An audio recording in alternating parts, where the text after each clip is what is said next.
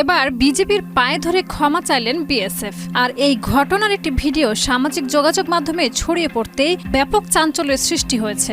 জনমনে প্রশ্ন উঠছে, বিএসএফ কি এমন করলো যার কারণে বিজেপির পায়ে ধরতে হলো? সম্প্রতি ভারতীয় সীমান্তরক্ষী বাহিনী বিএসএফ এর 2 সদস্য অস্ত্রসহ আন্তর্জাতিক সীমান্ত অতিক্রম করে বাংলাদেশে প্রবেশ করে। অভিযোগ রয়েছে, ভারতীয় সীমান্তরক্ষী বাহিনী বিএসএফ এর 2 সশস্ত্র সদস্য আন্তর্জাতিক সীমান্ত অতিক্রম করে বাংলাদেশের অভ্যন্তরে প্রবেশ করে। তারা সরাসরি সীমান্ত পেরিয়ে সীমান্তবর্তী একটি বাংলাদেশি গ্রামে ঢুকে পড়েন এবং অভিযোগ অনুযায়ী কয়েকজন স্থানীয় কৃষককে ধরে নিয়ে যাওয়ার চেষ্টা করেন। ঘটনার খবর পেয়ে দ্রুত বর্ডার গার্ড বাংলাদেশ বিজিবি এর নিকটস্থ ক্যাম্প থেকে সদস্যরা ঘটনাস্থলে পৌঁছান।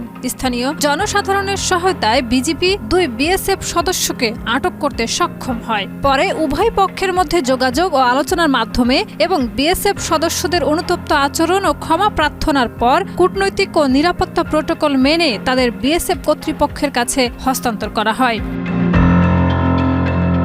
সামাজিক যোগাযোগ মাধ্যমে ছড়িয়ে পড়া ভিডিওতে দেখা যায় আটককৃত বিএসএফ সদস্যরা বিজিবি সদস্যের কাছে ক্ষমা প্রার্থনা করছেন এবং নতজানু হয়ে তাদের প্রতি অনুরোধ জানাচ্ছেন।